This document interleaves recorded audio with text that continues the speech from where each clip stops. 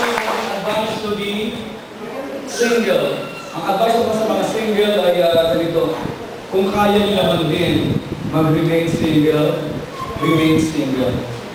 Actually, dito sa maaaring pagkapansin natin yung verse 17 hanggang 24, maaaring sabihin natin, kung tayo ay yung maingat o masusing nag-aaral ng Bible, sabihin natin, bakit kaya hinahalo itong mga talatang ito dito sa usapang pag-aasawa? Hindi naman pag-usapang asawa ito, kasi dito usapan ay kung ikaw circumcised o uncircumcised, dito ay servant o ikaw yung master, yung mga ganyan. Kumbaga, ang ibig lamang ipaiwantigin ito, kung saan ka tinawag ng Panginoon, manatili ka dito. Remain in the place where you are, in the state where you have been called. Ibig sabihin, kung ikaw ay tinawag na may asawa, manatili kang may asawa. Kung tinawag kang single, remain as single. Baga, hindi ka kailangan umalis dyan sa kinalalagyan mo yan. So now, para lubusang maluwaan ay nag-advise din siya doon sa mga single. Na kung saan ay sabi niya gano'n sa mga single, sa verse 25, now concerning the virgins, I have a commandment from the Lord, yet I give judgment as one, whom the Lord in His mercy has made trustworthy. Ay, makakadala naman ito. Unlike yung mga kasama kong matatagal lang may asawa, kung kaya saan ang gawain, naroon sila. Hello?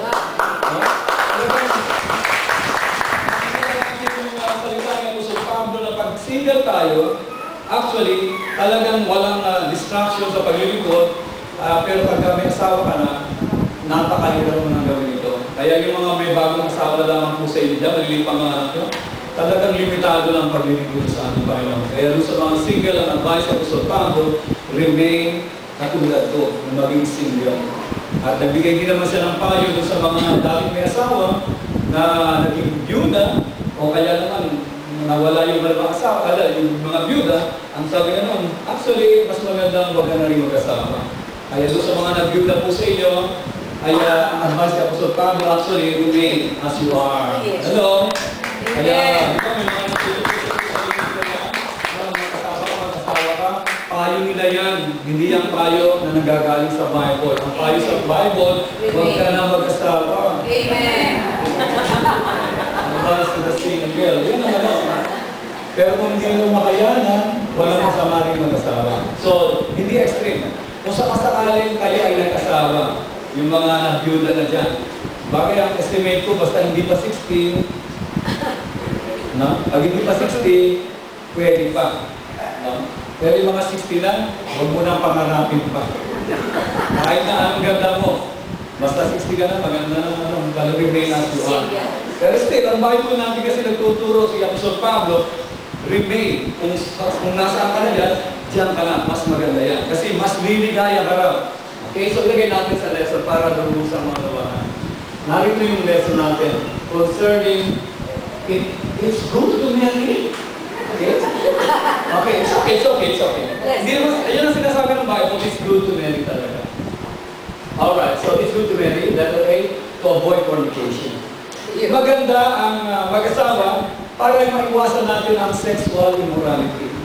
Alam niyo po, sa bansang Pilipinas, lalo-lalo sa Metro Manila, talagang ang sexual desire, talagang mapa-arouse ang mga tao. Dahil kasi makita naman natin, hindi pa na, lalo na sa Quiapo, yung mga immoralidad, mga pirated stage, yung mga ganyan. So, yung mga palabas, kahit na lang noon time, makita natin parang nasa beerhouse ka eh.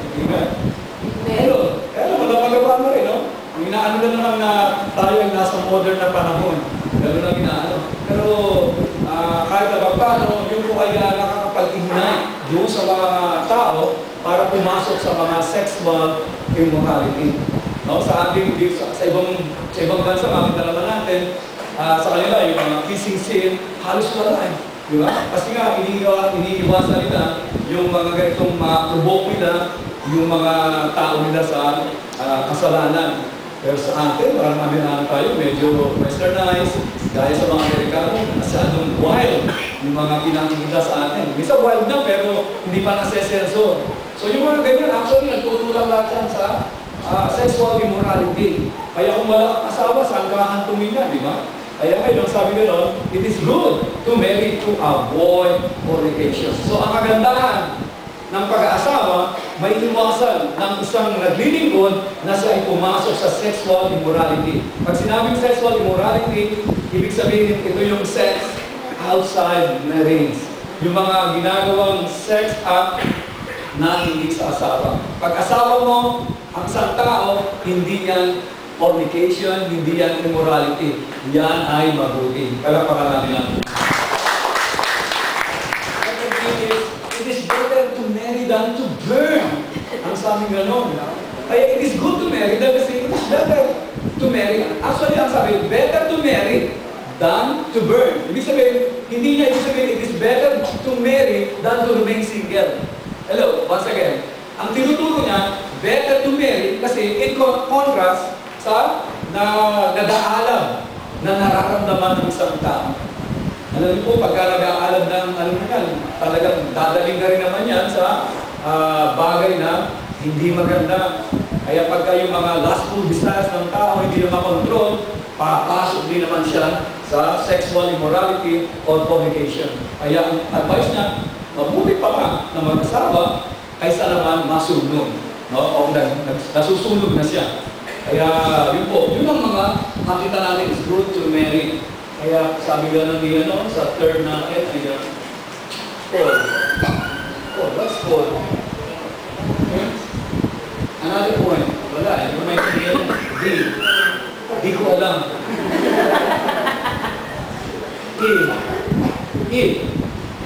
Ayun na.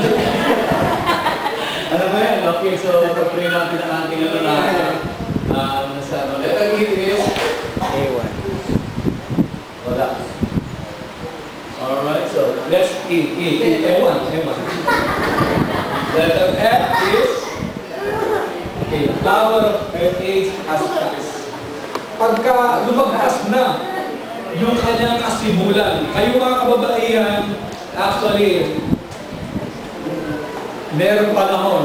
Katulad ng bulaklak. Ang bulaklak, may panahon na talaga nakabulkad-kad siya. Kasi for example ba, mga orchids na nandiyan dyan, yung mga iba dyan, parang palang kami. Amen? Amen. So matagal na yung nung kaganda nila, talaga nakatindig niya maigid. Pero yung iba dyan, nabilang ka na, lumagpas na yung flower stage na ganyan.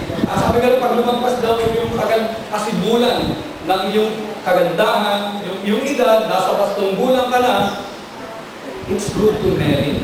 Okay, so yung lang isang reason. Mabuti mag-asawa, pagka gano'n, kay edad na rin naman. Okay. So, last point is gift of God. Sabi mo sa tabi mo, regalo ng Diyos yan. Yung mga pag-asawa ka, yung asawa mo yan, actually, regalo ng Diyos yan. Kahit na hindi maganda yan, o hindi yan gwapo, regalo ng Diyos yan. Hello? Amen. Hindi lang yun ba? Pero actually, that's gift of God. Yes. That's gift of God. Yung 7 verse 7. Ang inipahiwatig actually, ang makapag-asawa ka, ito ay regalo ng Diyos. Kaya huwag sasabihin na yung napakasawa mo, hindi yan regalo ng Diyos. Regalo yan ng Diyos. In the first place, hindi ka magkakaroon ng asawa kung hindi regalo ng Diyos. Wow. Amen. Kaya kung nakita ko gano'n, yung pauwi kami sa yung prayer meeting, nakita ko yung aming kapatid, may kasama sa asawa kami, nabigyan din siya ng regalo.